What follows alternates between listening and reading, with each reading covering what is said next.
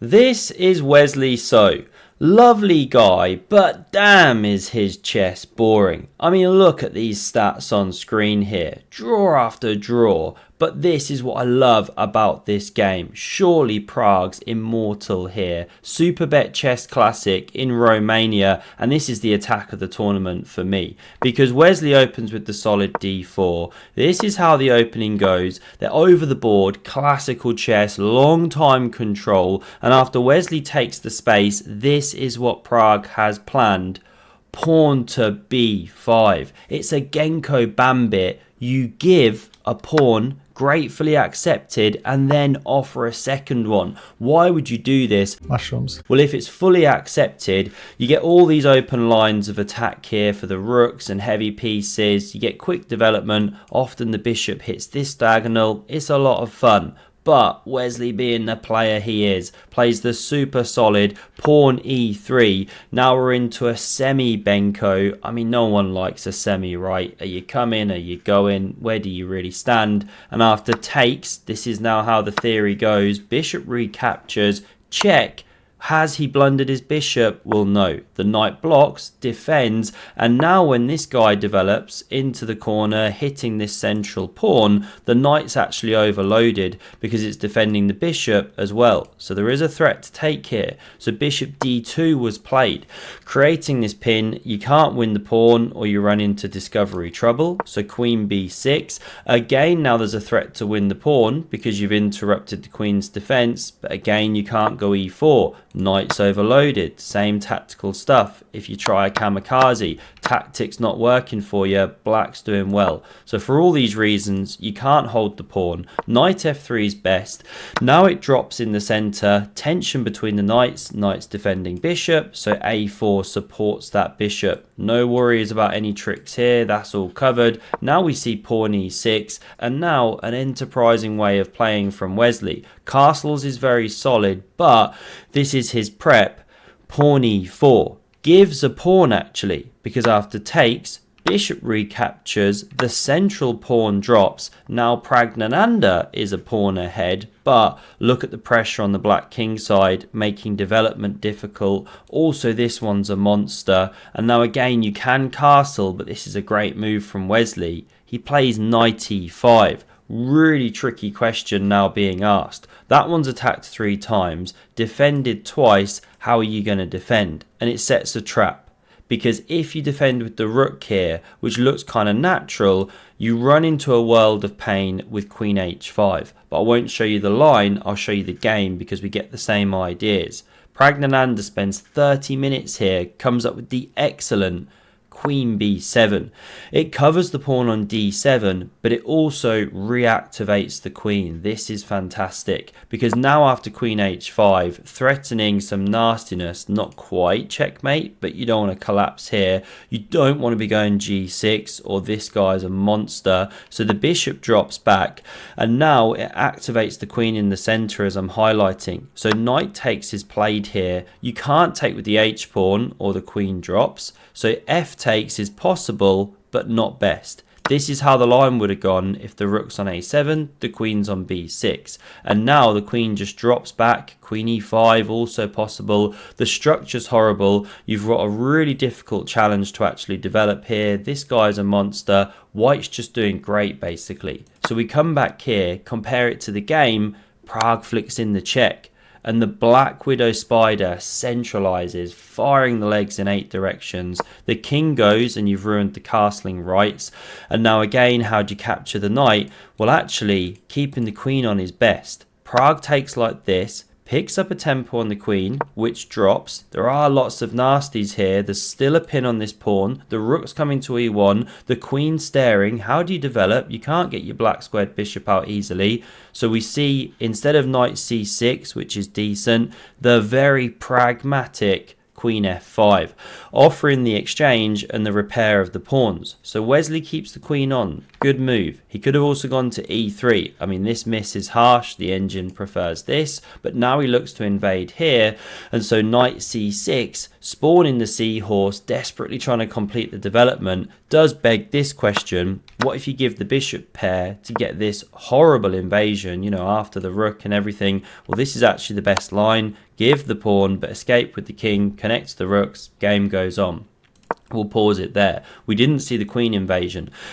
Sorry, we did see the queen invasion rather. We didn't see the bishop take knight first, I mean. So queen invades straight away. Now this queen covers the centralizes again, covers that knight, and now we do get the mangling of the pawns. You know, white's got to do something here. It's very difficult right now to develop as well. So we see bishop takes. This one recaptures, mangling that structure. Really one now that only a mother could love.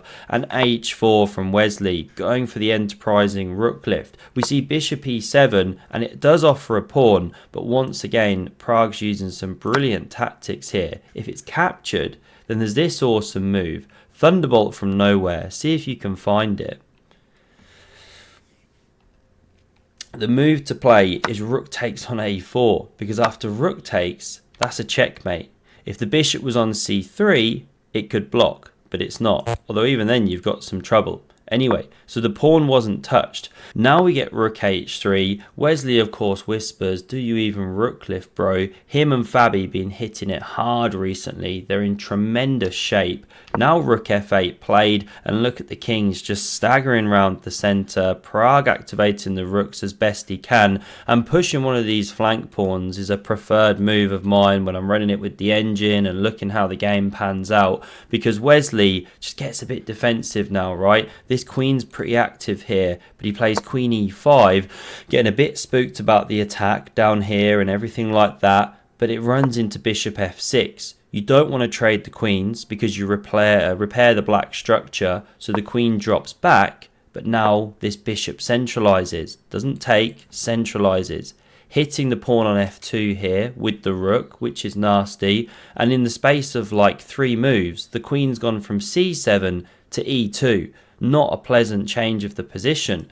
So with all this pressure coming down here, f3 is possible, but very weakening. Kills the rook as well. So we see takes, but now this one captures. It's running, and it's running fast, but don't worry. These guys have got it covered. For now, h5 is a good move, trying to peel open the black king. Now we see rook f6, a great defensive move in 2 directions. King g1 goes for some safety. King f7, Pragg does similar here, and takes with check is played. Rook recaptures selected, and it does now hang a pawn on h7.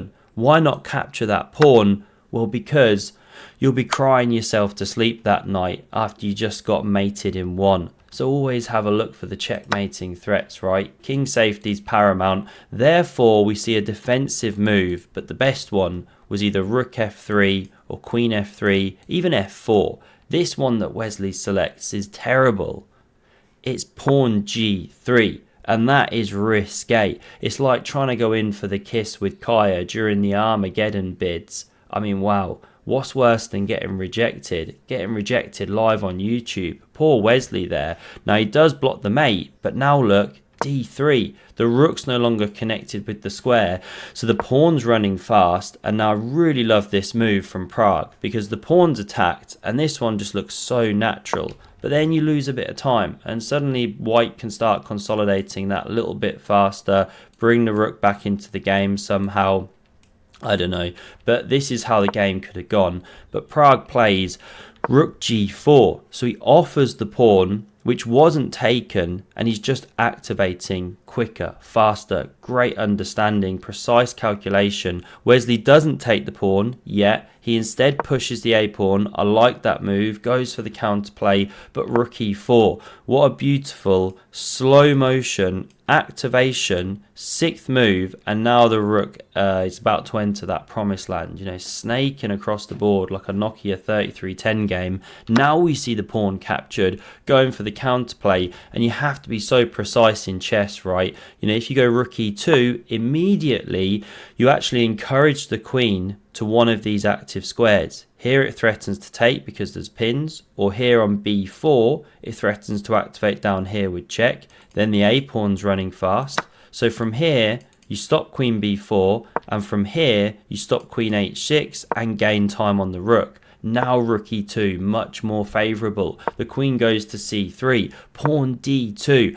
I mean, it's in the delivery suite. We can see the head. Is it a baby girl? Well, blocked for now. We're not going to find out. That midwife's in the way. Now we get rook f8 looking to crash through.